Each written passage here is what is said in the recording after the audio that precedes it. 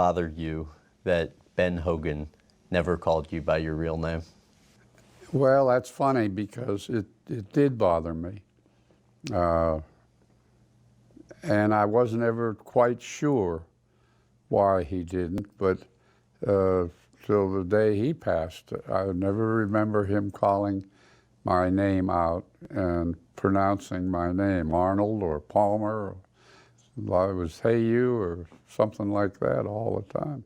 How good was Ben Hogan? That question has been asked on every driving range, in every clubhouse, and in every quiet corner of golf history for over 60 years. And every time someone asks it, the answer comes back the same way. Cold, precise, almost frightening. Hogan was not the kind of man who smiled at you on the first tee. He did not shake your hand and wish you well. He looked through people like they were made of glass.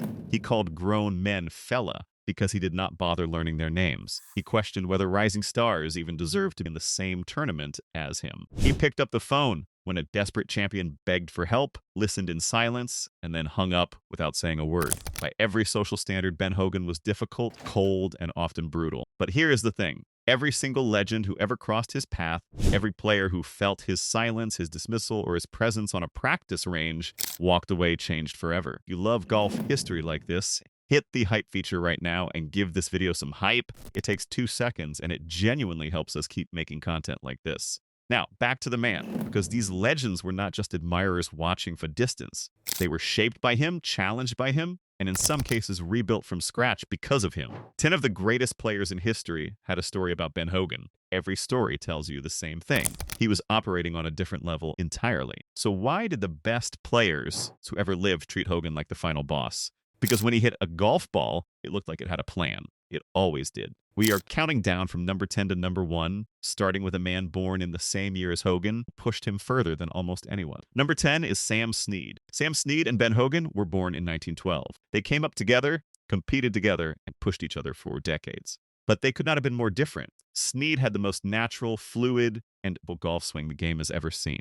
It looked effortless, like he was barely trying. Hogan had to build every inch of his game through pain and obsession. He started with a violent natural hook that could wreck a round at any moment. He fought it for years until he engineered it out of his swing entirely, replacing it with a controlled, repeatable fade that landed exactly where he intended, nearly every single time. Hogan had a blunt opinion about his rival. He said, "Sam doesn't know a damn thing about the golf swing, but he hits the ball better than anyone else. If he could have played golf with my brain, he would be the greatest player who ever lived." That line tells you everything. Deep respect for the gift, deep belief to do more with. Proof came in May 1964 at Houston Country Club. Both men were in their early 50s. Hogan was battling severe putting problems by that point. The greens were almost clay-like. None of that mattered from tee to green. Hogan hit every single fairway and every single green in regulation. Gene Sarazen, on the commentary, called it the finest round of golf he had ever seen in his lifetime. Hogan shot 69. Snead shot 72. The most natural talent in golf history lost to a man who simply refused to stop being precise. That is number 10.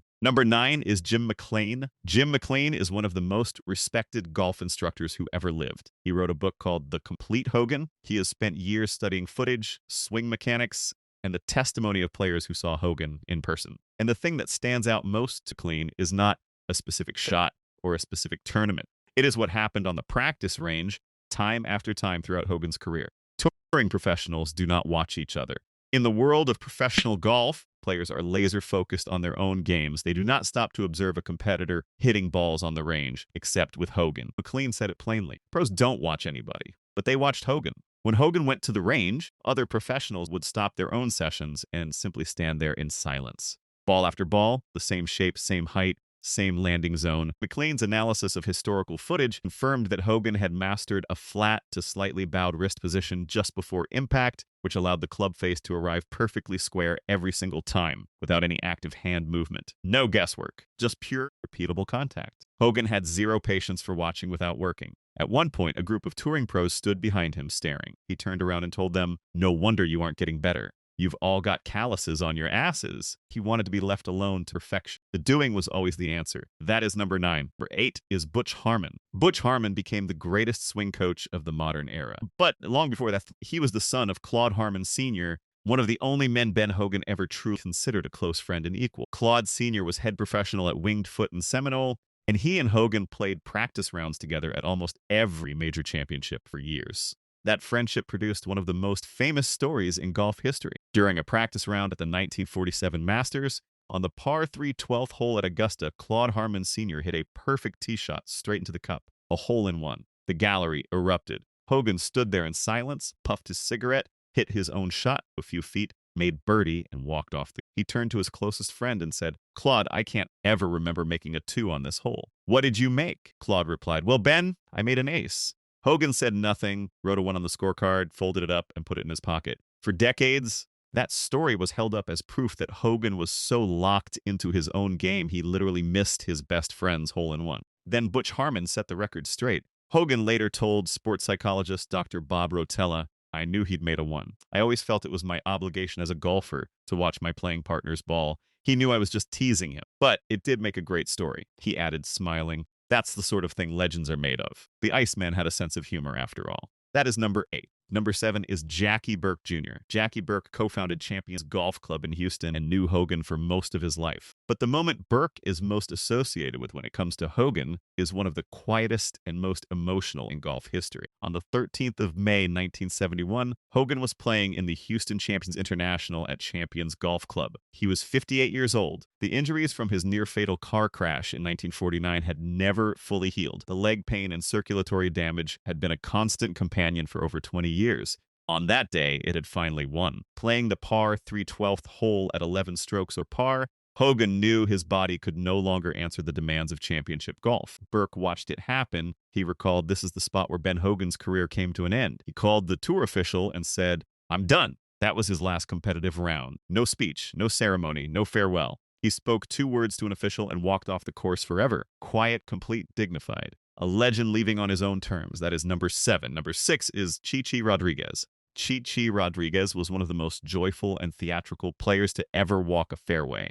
The opposite of Hogan in almost every way on the surface. But Rodriguez's admiration for Hogan was something close to reverence. He played alongside Hogan in around 15 tournaments, starting at Oakland Hills, and what he saw over those rounds never left. Rodriguez said if Ben Hogan would have putted well, he would have shot in 50s every day. You never saw anything. He was like Michelangelo and Da Vinci. He was not speaking literally. He was reaching for language powerful enough to describe a level of ball control that sat beyond ordinary comparison. Rodriguez never saw Hogan miss a single green in regulation across all those rounds. Not one. He also noticed something others often overlooked. Hogan dressed in light and dark gray, always immaculate, always precise. He carried himself like an artist, not an athlete. For Rodriguez, watching Hogan was a lesson in the full theater of golf. Presence, dignity, and flawless execution all at once. That is number 6. Number 5 is Tom Watson. For most of his public life, Ben Hogan was seen as a man who felt nothing under pressure. The Iceman, completely immune to nerves.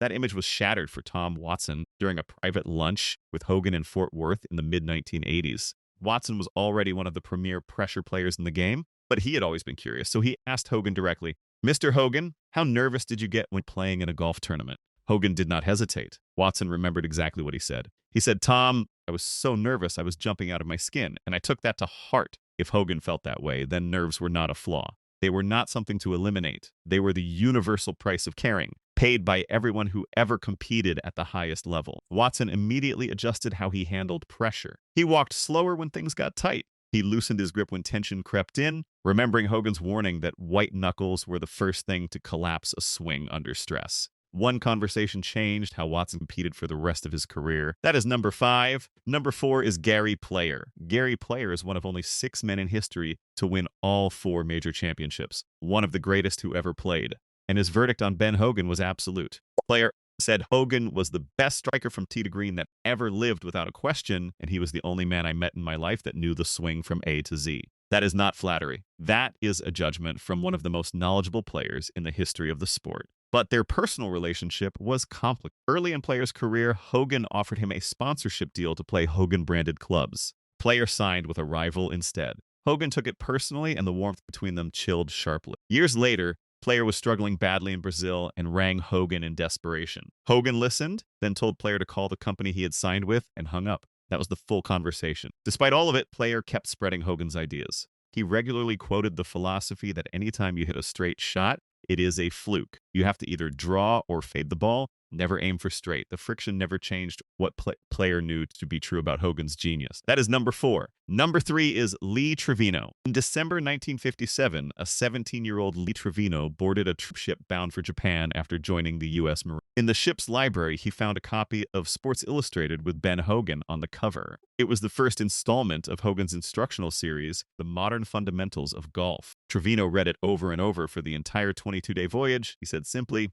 "Hogan is the reason I developed my game. 6 major championships, dozens of tour victories, Hall of Fame, all of it traceable back to a magazine troop ship." After his discharge in 1960, Trevino made his way to Shady Oaks in Fort Worth just to watch Hogan practice. Ball after ball going to a caddy who barely had to Hogan's hips and legs, driving through the shot aggressively, producing a fade that curved back perfectly every time. Trevino had a serious hook that destroyed him under pressure. He rebuilt his swing around what he watched that day. The devotion earned Hogan's trust in return. When Hogan's equipment company was developing new prototype clubs, he told his representatives to take them to Dallas so that little Mexican boy could test them. Of everyone in the game, Hogan trusted Trevino's feedback most. When Trevino won the 1968 U.S. Open, he dedicated his instructional book to Ben Hogan. That is number 3. Number 2 is Jack Nicklaus.